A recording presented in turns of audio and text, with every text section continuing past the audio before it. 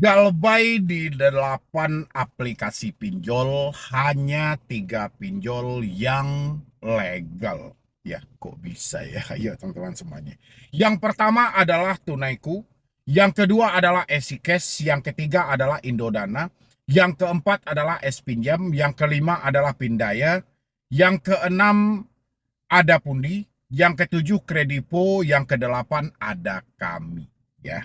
Tapi yang hebatnya teman-teman semuanya, di 8 aplikasi tadi itu, cuma 3 pinjol saja yang legal, yaitu Indodana, Shopee, Kredipo. Berarti lain dari itu ilegal. Benarkah seperti itu, Bang? Nah, ini buat teman-teman semuanya. Makanya saya selalu bilang, ini hati-hati teman-teman ya. Hati-hati gitu loh ya. Ini sebenarnya dari salah satu subscriber saya juga, yang mana dia konsultasi juga dengan saya dan edukasi juga dengan saya selalu menunjukkan jalan-jalan yang terbaik. Tapi apa daya ya, yang namanya orang sedang dibenturkan dengan satu masalah. Kalau pengen ada yang instan lagi gitu loh. Kalau ada yang cepat-cepat lagi gitu. Alhasil dia bertemulah dengan nama-nama konsul-konsulan ya, joki-jokian, backupan, bantu-bantuan yang ada di TikTok gitu ya. Yang mana di sini dia menyampaikan nama TikToknya apa lah ini ya. Konsultasi apalah namanya ini. Pokoknya konsultasi gitulah teman-teman. Yang jelas dia bertanya di sini, cara galbay mandiri gimana Kak? Ini kata si debetur ini. Padahal si debetur ini teman-teman, sudah ada nomor HP saya. Sudah ada nomor HP saya. Dan berkomunikasi dengan saya setiap hari. Hampir 1 bulan ini berkomunikasi dengan saya setiap hari. Tapi ya ini bukan soal galbay lagi. Tapi soal cara dia berpikir yang salah gitu loh. Ya permintaan dia sangat banyak teman-teman. Dia minta negosiasi di bawah pokok.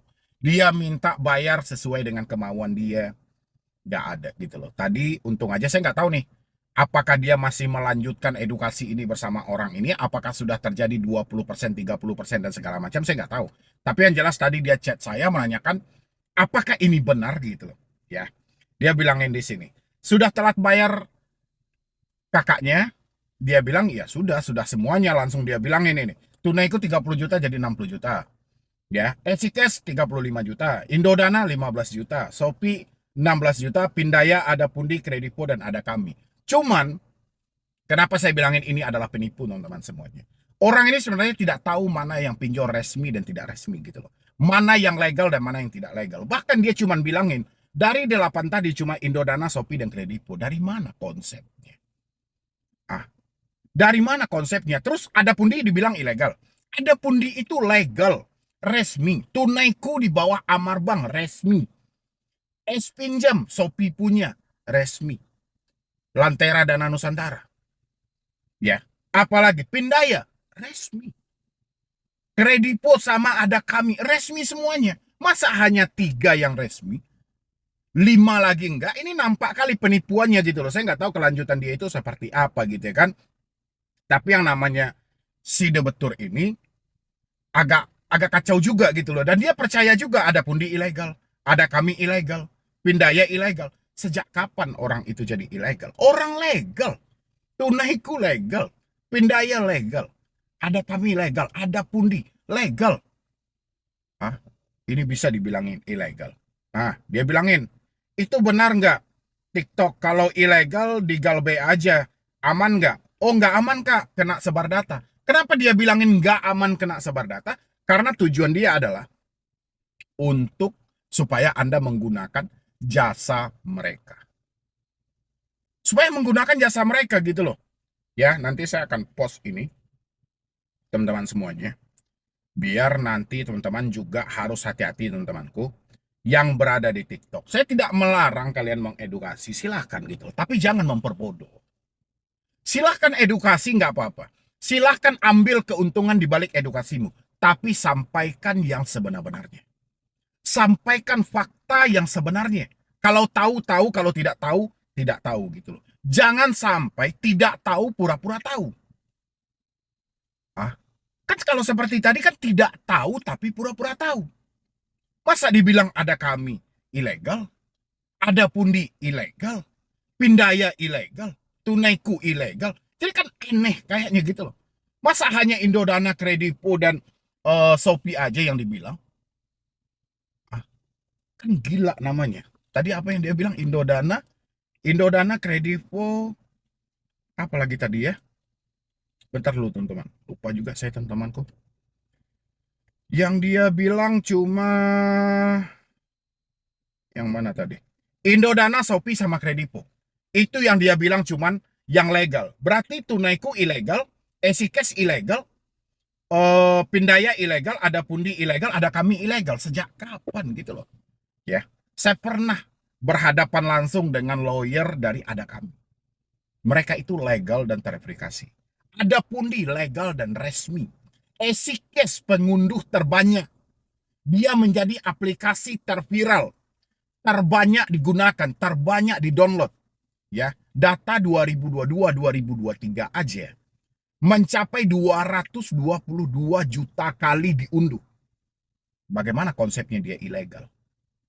Ah, bagaimana konsepnya gitu? Inilah pembodohan-pembodohan yang masif, tapi yang saya sangat sayangkan teman-teman semuanya. Anda percaya dengan hal ini? Ya, Anda bisa percaya teman-temanku.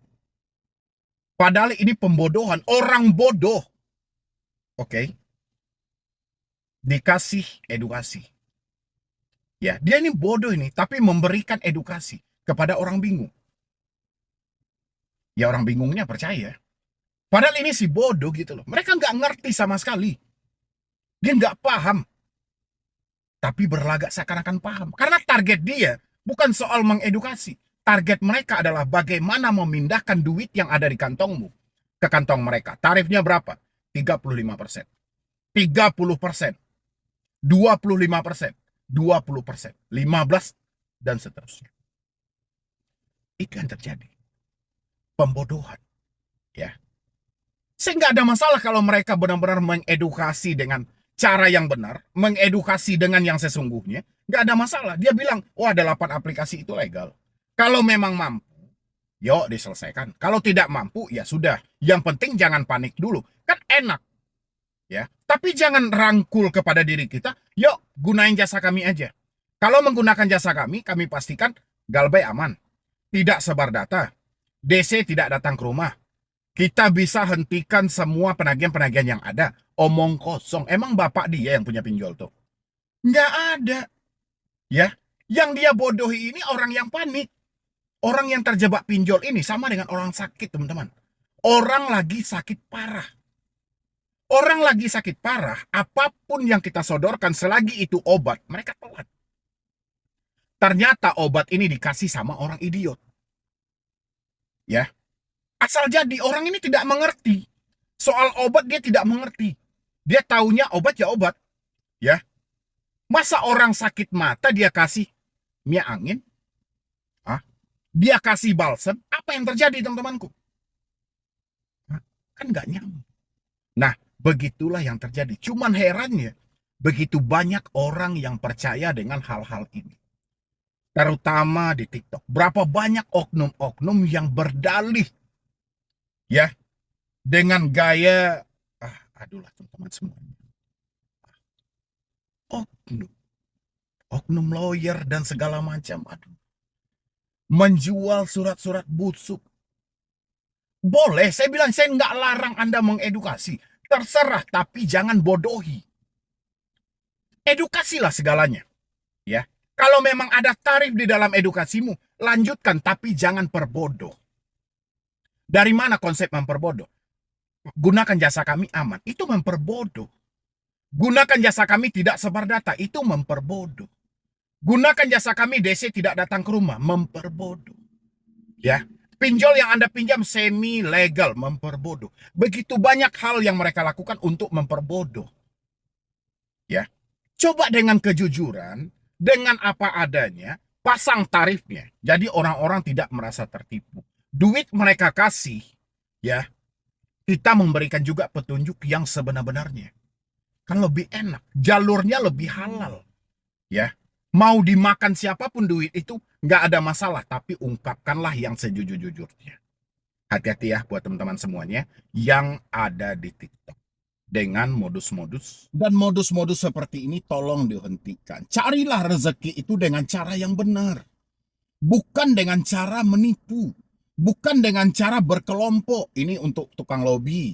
Ini tukang mengeluarkan kertasnya. Ini yang mengamankannya. Ini negosiasi DC. Itu memperbodoh teman-temanku. Ya, jangan dibiasakan hal. Endingnya tidak baik gitu loh. Ya, endingnya tidak baik. Orang ini di atas yang sebenarnya. Mereka sudah berada di titik yang buntu. Mereka sudah berada di titik yang melelahkan. Ya, jadi jangan diperbodoh lagi. Ini enggak. Bisa dia hafal juga, ini ada DC, ini tidak ada DC, ini ada DC, ini tidak ada DC, ini datang ke rumah, ini tidak datang ke rumah, ini datang ke rumah, tidak datang ke rumah. Ini ada slik, ini tidak ada slik, ini ada slik. Harusnya teman-teman, ya kalau Anda berjumpa seperti itu, Anda pertanyakan, dari mana Anda tahu persis dengan hal ini? Apakah Anda bagian dari pinjol itu? Kalau memang bagian dari pinjol itu, serang mereka. Ya, rasa saya, ini urusan internal.